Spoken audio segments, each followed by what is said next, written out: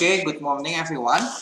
So today we're gonna discuss about evaluating algebraic limit. Yeah. So on the previous lessons, on the previous meetings, we have been learning a lot about the concept of limit. Yeah. So at first you learned about the definition of limit already, either it's verbally or mathematically using epsilon and delta. And also I have discussed about the limit theorem. And there was some calculation a bit about it, but it's not that complex. And then also there is a discontinuity and continuity of a function. You should be able to determine whether a function is continuous or not at a certain point. And then after that, also about limit involving infinity, yeah? Which infinity means is a very large number. Now we get into the last one, which is evaluating the value of limit. And basically there will be two parts of this. The first part is algebraic limit, and the second part, which is the next lesson, is the trigonometric limit. Yeah. And basically this is not from your book, so there is no this lesson in your books. That's why I call it chapter 2 lesson A1. A is from Abed. This is my lesson actually. Chapter 2 lesson Abed 1. Okay. So yeah, the goal of this lesson is actually for the students to be able to evaluate the value of a limit when it's given an algebraic function. Yeah. So before we get into the technique to evaluate it, I want to discuss about indeterminate form first. Determinate form. Yeah, indeterminate form. So there are three expressions that is called indeterminate form. The first one is 0 over 0. The second one is infinity over infinity. And the third one is infinity minus infinity. Yeah. Now, why is it called indeterminate form? It's called indeterminate form because the value cannot be determined. Yeah. For example, if it's 0 over 0, let's say that 0 over 0 is equal to x. And let's say that because we are talking about limit, so basically we are gonna multiply both sides with a value that is approaching 0. Yeah, and actually the 0 here is not a 0, it's a value that's approaching 0. Yeah, so it will be equal to 0 equals to x times 0. Then in this case, actually the x can be any number, right? The x can be 1, can be 3, can be 5, can be negative 10, can be any number. That's why 0 over 0 is called indeterminate form, because the number, the result, can be any number. It's not only one number. And then about infinity over infinity. So infinity over infinity can be greater than 1, but infinity over infinity also can be less than 1. It depends on which infinity is larger than the other. Yeah, why is infinity can be larger than the other infinity, you might ask. So let's see the example of limit of 2 over x as x approaches 0, and limit of 1 over x as x approaching 0. Yeah. So you see here, it's actually both will result to infinity, right? Both will result to infinity. And how is one infinity is larger than the other? Well, actually the left one is larger than the right one. Why? Because actually this is 2 divided by a very small number, which is close to 0. And then this is 1 divided by a value that is almost 0. That's why that is pretty obvious that this infinity is larger than this one. That's why if the numerator infinity, if the numerator infinity is larger than denominator infinity, then of course the result will be 1. But if, let me change the orange, this is white, but if the numerator infinity is less than denominator infinity, then of course the result will be less than 1. Okay? And then the last indeterminate form is actually infinity minus infinity. So it's also the same. It's also the same. So this can be greater than 0 and this can be less than 0, depends on which infinity is larger. If this one is bigger than this one, then of course the result will be positive. But if this one is less than this one, then of course the result will be less than 0 or negative number. Okay, so I hope you understand about indeterminate form. Now when you are evaluating the value of limit, basically you need to determine first whether when you substitute the value of the x approaching, the value that is approached by x, whether the value of the function is indeterminate form or not. Yeah, for example, I take this from, I think it's on your quiz, limit x approaching 1 of 2x squared over x plus 1. I'm making it up. Yeah, I'm making it up. It's not from your quiz. So then the result, when we substitute 1 to the value of x, then it's equal to 2 times 1 squared over 1 plus 1, which is 2 over 2, right? Which is equal to 1. So if that's the case, then actually you can just find the value of the limit by substituting it. Yeah. But if the result is indeterminate form, you need to simplify it first. You need to do something so that you change the you make it simpler. Yeah. So I have posted the problem set for your homework on the Google Classroom. You can look at it and we will discuss several numbers. Yeah. So let's look at the first page, number 2. Limit of x approaching 4 of x squared minus 5x plus 4 over x minus 4. Yeah. Okay. If you substitute the value of x with 4, then it's going to be 16 minus 20 plus 4 over 4 minus 4, which of course the result will be 0 over 0, indeterminate form. Yeah. So that's why if the result is indeterminate form, you need to simplify it first. Then how do we simplify? Usually we do the factoring. X minus 4, x minus 1 over x minus 4. Yeah, and then you cancel and then substitute 4 minus 1 is equal to 3. See, in this case, 0 over 0 can be equal to 3. Yeah. Okay, now let's get into the example that is more complex. Let's see number 3. Number 3, limit of x approaching 1 of square root of x cubed, x square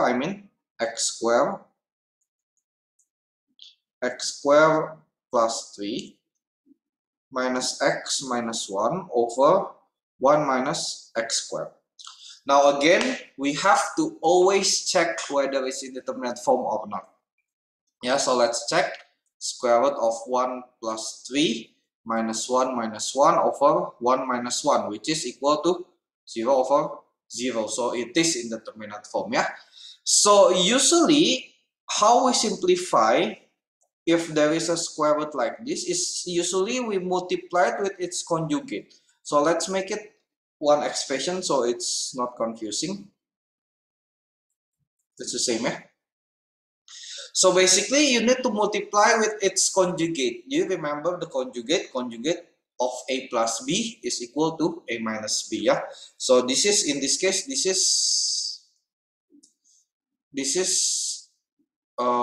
is a minus b, right? So you need to multiply it with the a plus b, which is multiplied by the square of x squared plus 3 plus x plus 1 over square root of x squared plus 3 plus x plus 1. So this is your a plus b. Okay, and then what? And then the result will be limit of x approaching 1, a minus b times a plus b is a square minus b square, right? So it's gonna be x squared plus 3 minus x plus 1 being squared over 1 minus x squared multiplied by x squared plus 3 plus x plus 1. Okay, and then we can, let's simplify it. Let's open the parenthesis. So it's equal to x squared plus 3 minus x squared minus 2x minus 1. Let's factor 1 plus x, 1 minus x, and keep it this way, x squared plus 3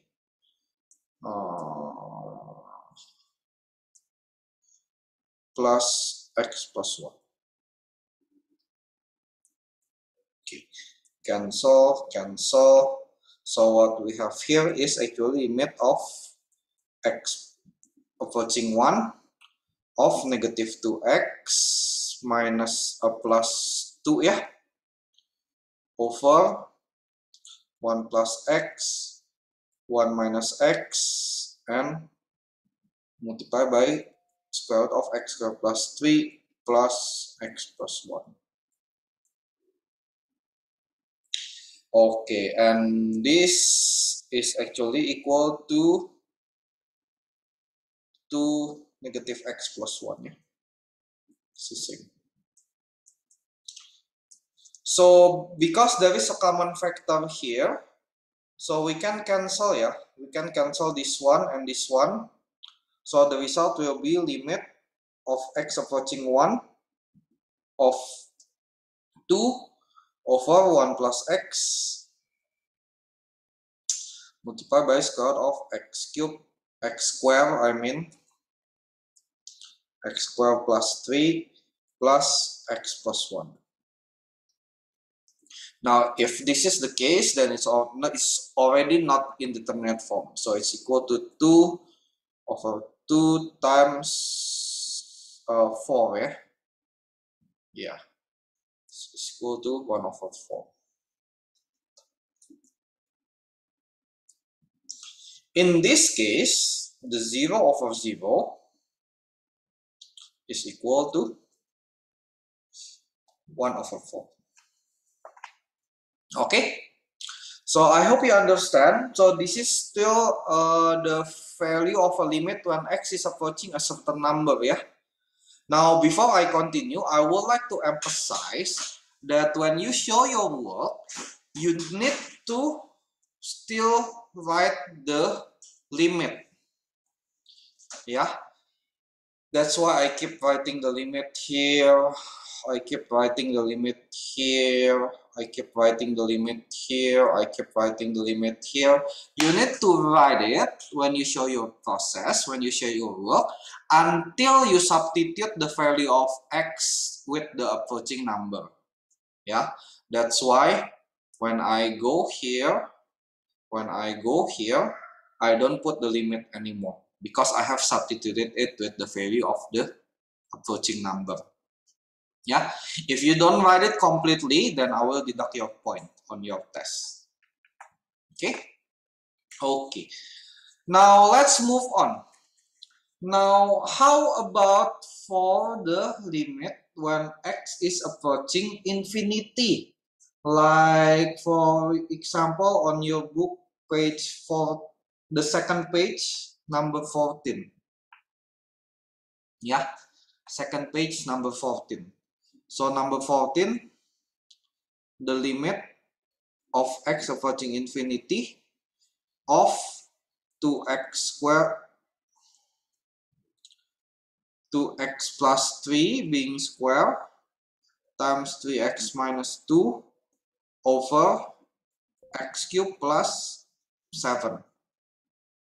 Yeah. So if you substitute with infinity, of course the result will be infinity over infinity, the indeterminate form, right? So let's expand it. Let's expand it. So the result will be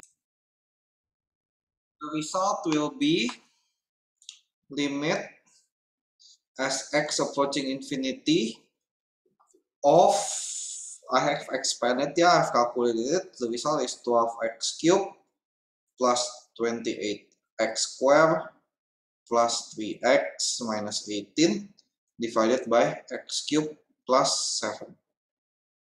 Okay, so the way to solve is actually to multiply it with the reciprocal of the highest power. So apparently in this case, the highest power on numerator is x cubed, and the highest power of the polynomial on the denominator is also x cubed, right? So you multiply it with 1 over x cubed over 1 over x cubed. Yeah, I will give example later when the power is not the same. Okay, so if that's the case, then it will be equal to limit of x approaching infinity of 12 plus 28 over x plus 3 over x squared minus 18 over x cubed over 1 plus 7 over x cubed. Okay, and then if that's already if until this step, actually if you substitute the x is approaching infinity, then it's gonna be fine. Why? Because it's gonna be 12 plus 28 divided by infinity. So imagine what's the result of 28 divided by a very large number. Then actually the result will be close to 0, right? Also with 3x over x squared, also with 18 divided by x cubed. And this is also 1 plus 0. So the result is 12. Yeah. In this case, it means that this numerator infinity is 12 times greater than this infinity. Yeah. I hope you understand. Okay. So actually, what if let's say that the degree is not the same, like I said. Let's say I'll just make it up, x squared plus 3x plus 4 divided by x plus 5. Yeah, if that's the case, then you need to multiply it with the reciprocal of the lower term. So this is x squared compared with x power of 1, right? So you need to do the orange one, reciprocal of the lower one. Yeah, 1 over x over 1 over x. So it's equal to limit as x approaching infinity of 2x plus 3 plus 4 divided by x over 1 plus 5 over x. Okay, so the result will be 2 times infinity plus 3 plus 0 over 1 plus 0. 2 times infinity is infinity. Infinity plus 3, of course, a very large number. Infinity. Infinity divided by 1 is infinity. Okay. So, yeah. If the power of numerator is less than the power of denominator, you do the same thing. You multiply it with the reciprocal of the one that is lower. Yeah, always pick the one that is lower degree, lower power. Okay. And of course, there is a combination of it when it's combined with the square root, right? Well, basically, it's the same thing. It's the same thing. You just need to multiply it with the conjugate. Yeah. Let me give you example for number 17. For number 17, it's equal to, the problem is limit of x approaching infinity of square root of 2x squared plus 5x plus 8 minus with square root of 2x squared plus 2x minus 1. Yeah. So basically you need to multiply with its conjugate. So multiply with square root of 2x squared plus 5x plus 8 plus square root of 2x squared plus 2x minus 1, yeah. Minus 1. That's minus 1. Okay. And of course you multiply the same thing with the denominator. So you then change the value of the expression. Plus square root of 2x squared plus 2x plus 1. I'm sorry, it's supposed to be minus 1. Yeah? Minus 1. Okay. So the result will be limit as x approaching infinity of 2x squared plus 5x plus 8 minus, be careful with the parentheses, yeah. 2x, if you forget the parentheses, you will get it wrong with the operation here and here, yeah. So be careful. Square root of 2x squared plus 5x plus 8 plus square root of 2x squared plus 2x minus 1. Okay. And then of course this is cancelled. So if we simplify, it's equal to limit of x approaching infinity of 3x plus 9, yeah. 2x plus 9 divided by square root of 2x squared plus 5x plus 8 plus square root of 2x squared plus 2x minus 1. Okay, now let's compare. Let's compare that the power of the numerator is first degree, and then the power of the denominator is the second degree, but it's under square root. So basically they have the same power, right? The first degree compared with the second degree under square root. It's basically first degree and first degree. So we need to multiply it with 1 over x over 1 over x. Yeah. So then the result will be equal to limit of x approaching infinity of 3 plus 9 over x. Now, because we are multiplying 1 over x outside the square root, basically it has the same meaning with dividing it with x squared, right? So I'm gonna divide it with x squared. 2, 5 over x plus 8 over x squared plus 2 plus 2 over x minus 1 over x squared. So be careful. When you multiply with 1 over x to the denominator, because it has a square root, the divisor will be x squared, not only x, and inside the square root, yeah.